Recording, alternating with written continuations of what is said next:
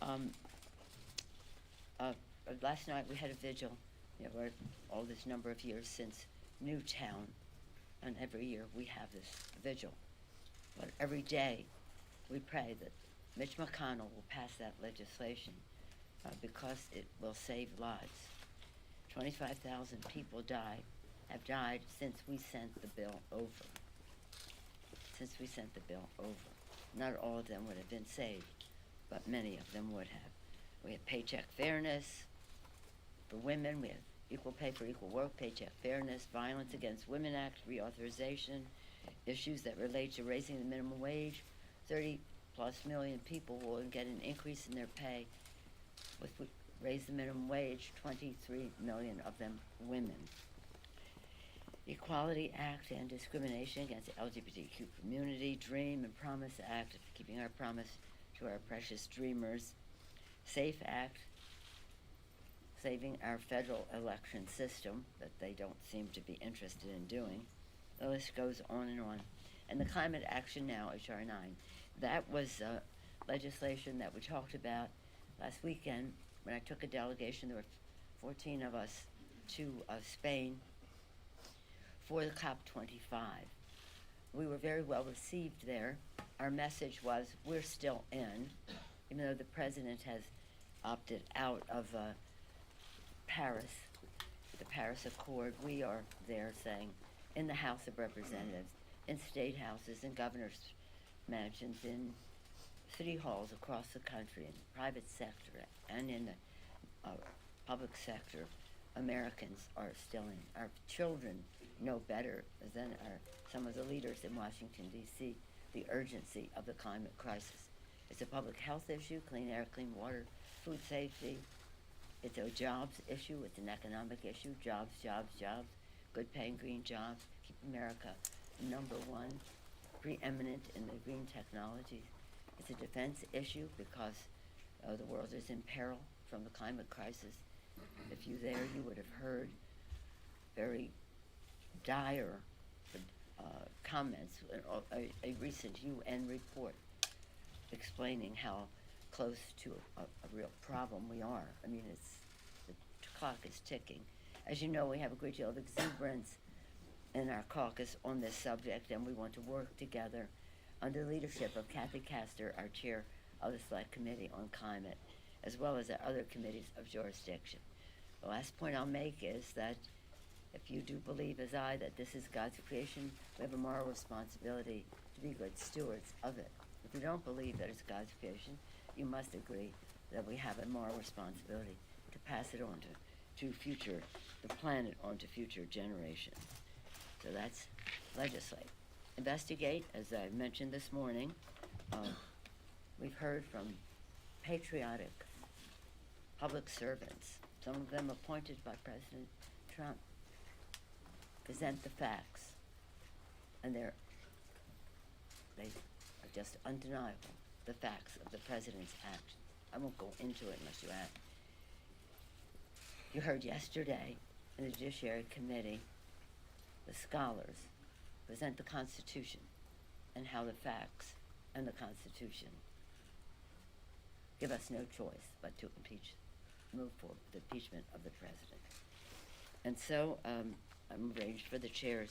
We have 6 chairs of the relevant committees to make recommendations about articles of impeachment. Legislate, investigate, litigate. We're winning every court case, whether it's Deutsche Bank for the president's records, Mazer case for the president's records. The list goes on, but they keep bumping it up to a higher court. Now some of it is approaching the Supreme Court level. And so we're waiting to see if the court will even take up something that is so in defiance of their precedent that says, yes, Congress has the right to subpoena and oversight over the executive branch. In that regard, I just want to say this to you, my friends in the press. When you keep asking, why don't we wait for these court cases? The president's actions in sending all these, taking these things to court and then bumping them up in court is an obstruction of justice. And so we're not going to be accomplices to his obstruction of justice. We have our constitutional responsibility, we have our facts, and we will act upon them. And as the courts act, because we're operating in the Congress and in the courts, and as the courts come forward with their decisions, whenever that may be, the president will have to be held accountable for that at that time. Any questions? You've been hesitant for weeks to make this move and cautious to make this move to impeach.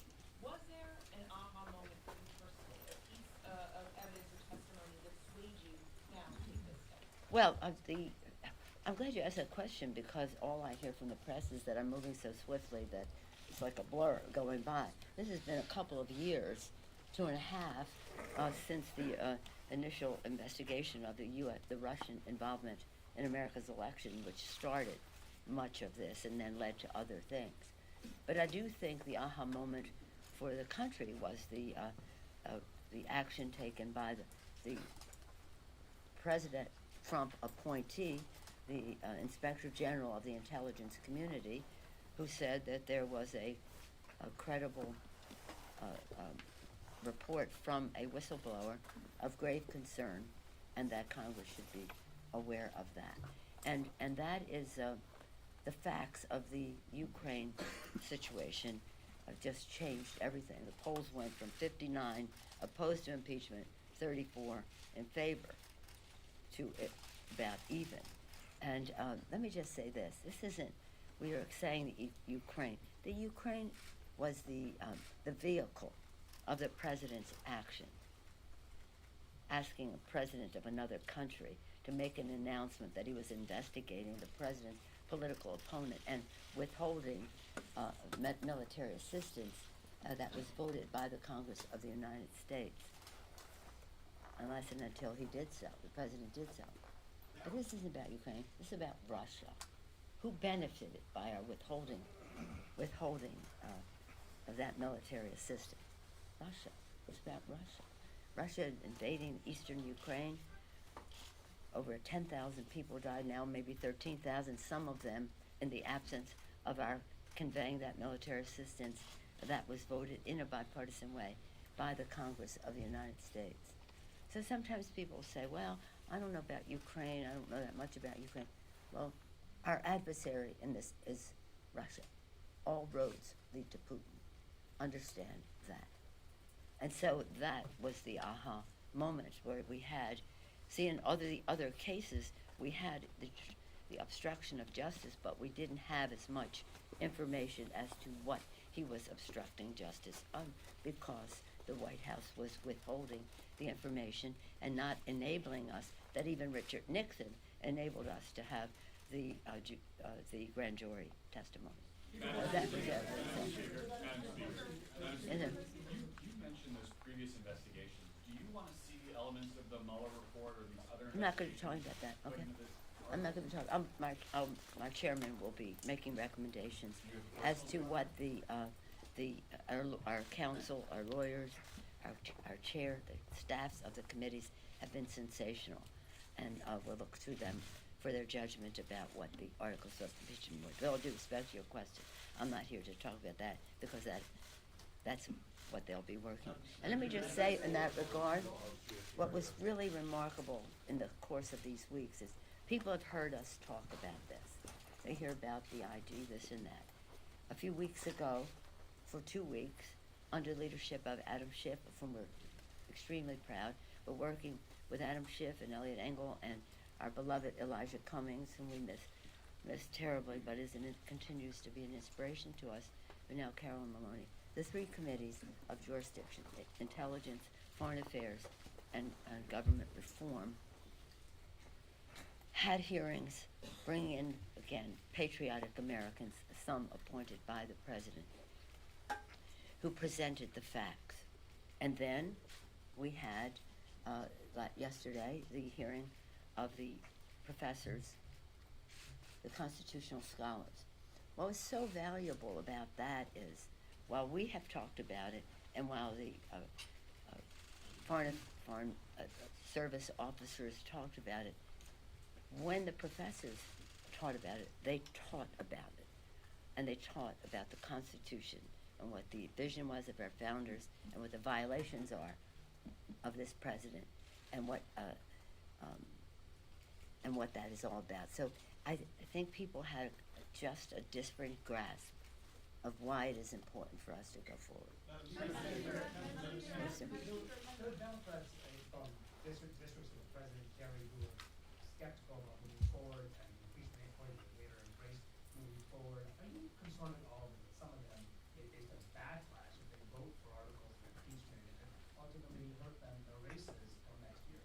Well, thank you for your question. This has absolutely nothing to do with politics.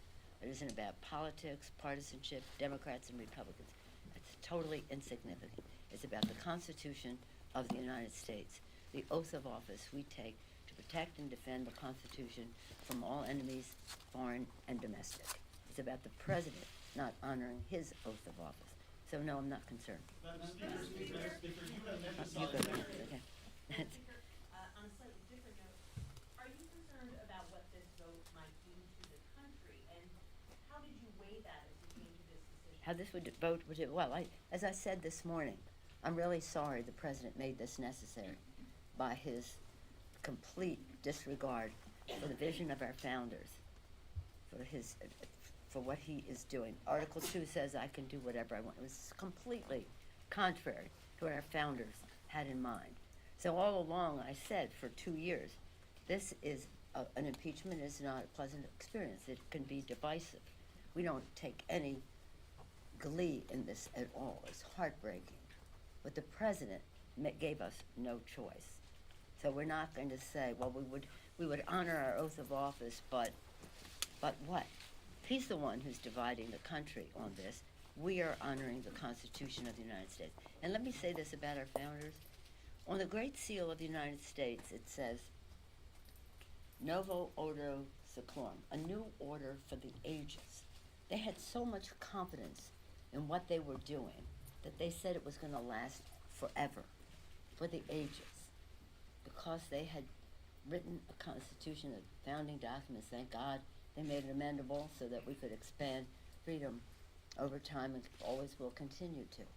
But they predicated that on people honoring the Constitution of the United States. They could predict that there would be a rogue president of the United States.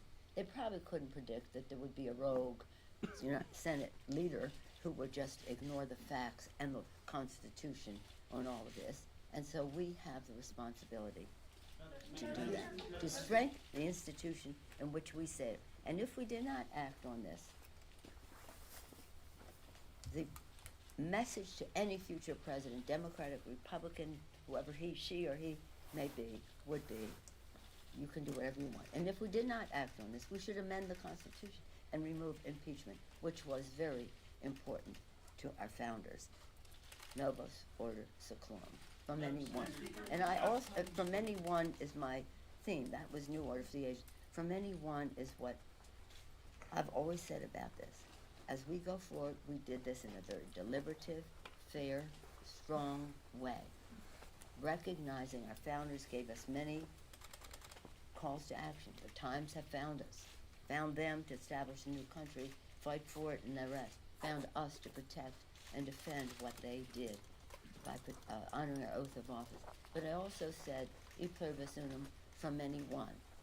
So we take that heed of that too, to be uniting in what we are doing, to be healing in what we are doing, instead of having an increased violation of what our founders intended and undermining our democracy.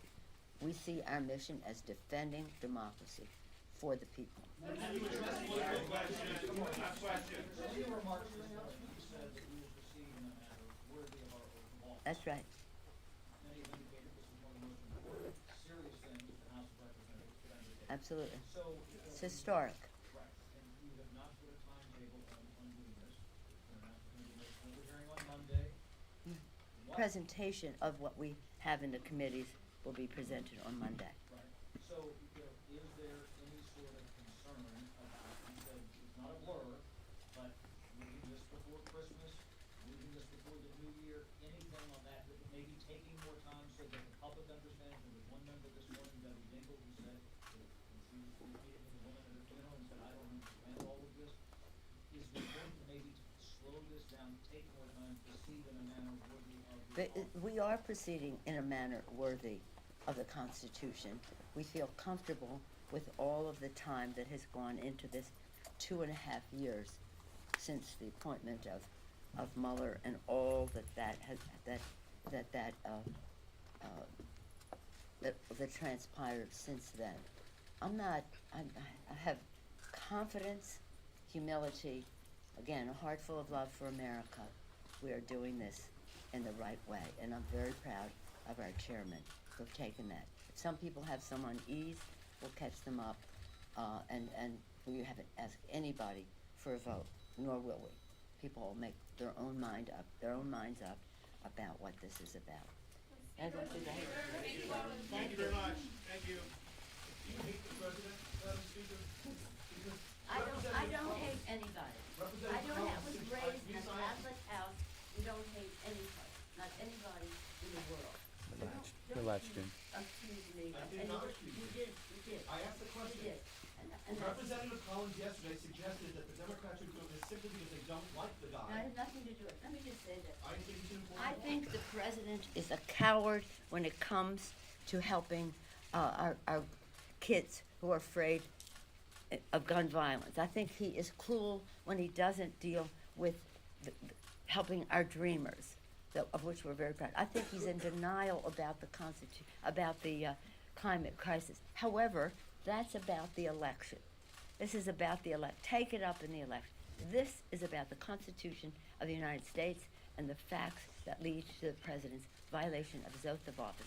And as a Catholic, I resent your using the word hate in a sentence that addresses me. I don't hate anyone. I was raised in a way that is a heart full of love, and always prayed for the president. And I still pray for the president. I pray for the president all the time.